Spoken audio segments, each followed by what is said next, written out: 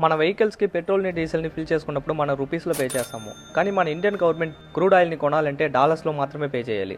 మన ఇండియా మాత్రమే కాదు, ప్రపంచంలో ఏ కంట్రీ క్రూడ్ ఆయిల్ని కొనాలన్నా సరే డాలర్స్తో మాత్రమే పే చేయాలి. 1970లో అమెరికా క్రియేట్ చేసిన మాస్టర్ ప్లాన్ దీనికి కారణం. ఆ టైం పీరియడ్లో సౌదీ అరేబియా క్రూడ్ ఆయిల్ని ప్రొడ్యూస్ చేసే నెంబర్ 1 కంట్రీ. అప్పుడు అమెరికన్ ఫైనాన్షియల్ మినిస్టర్ సౌదీ అరేబియాకి వెళ్ళాడు. సౌదీ అరేబియాకి అమెరికాకి ఒక హిస్టారిక్ డీల్ జరిగింది. అమెరికా సౌదీ అరేబియాకి కొన్ని ప్రామిసెస్ ని చేసింది. సౌదీ అరేబియా కంట్రీస్కి ఎనిమిస్ కంట్రీస్ నుంచి రక్షణ కలిగిస్తామని, అడ్వాన్స్డ్ వెపన్స్ మీ కంట్రీకి ఇస్తామని, అలాగే మీ రాజ కుటుంబాన్ని ఎప్పటికీ అధికారంలో ఉండేలా చేస్తామని అమెరికా ప్రామిస్ చేసింది. ఈ ప్రామిస్ సౌదీ అరేబియాకి ఒక లైఫ్ టైం ఇన్సూరెన్స్ గా మారింది. కానీ దానికి బదులుగా అమెరికా కొన్ని కండిషన్స్ ని పెట్టింది. మీరు అమ్మే ప్రతి క్రూడ్ ఆయిల్ చుక్కని డాలర్స్ తోనే తీసుకోవాలి, మిగతా ఏ కంట్రీ కరెన్సీని కూడా యాక్సెప్ట్ చేయకూడదని ఒక రూల్ ని పెట్టింది. సౌదీ అరేబియా కూడా ఈ కండిషన్స్ కు ఒప్పుకోవాల్సి వచ్చింది. ఎందుకంటే సౌదీ అరేబియా దగ్గర ఎక్కువ ఆయిల్ రిసోర్స్ ఉన్నాయి, కానీ వాటిని కాపాడుకోవడానికి సైన్యం లేదు.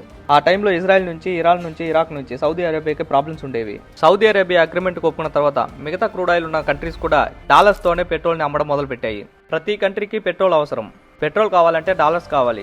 డాలర్స్ కావాలంటే అమెరికాతో వ్యాపారం చేయాలి. మన వస్తువులను అమెరికా దగ్గర అమ్మి వాళ్ళ దగ్గర నుంచి డాలర్స్ని తెచ్చుకోవాలి. డాలర్ అనేది ప్రతి ఒక్క కంట్రీకి అవసరమయ్యేలాగా ఇలాగ ఒక మాస్టర్ ప్లాన్ ని అమెరికా క్రియేట్ చేసింది. ఈ డాలర్ డామినేషన్ గురించి మీ ఒపీనియన్ కూడా కమెంట్ సెక్షన్లో షేర్ చేయండి. నా ఎక్స్ప్లెనేషన్ నచ్చితే ఫాలో చేసి సబ్స్క్రైబ్ చేయండి.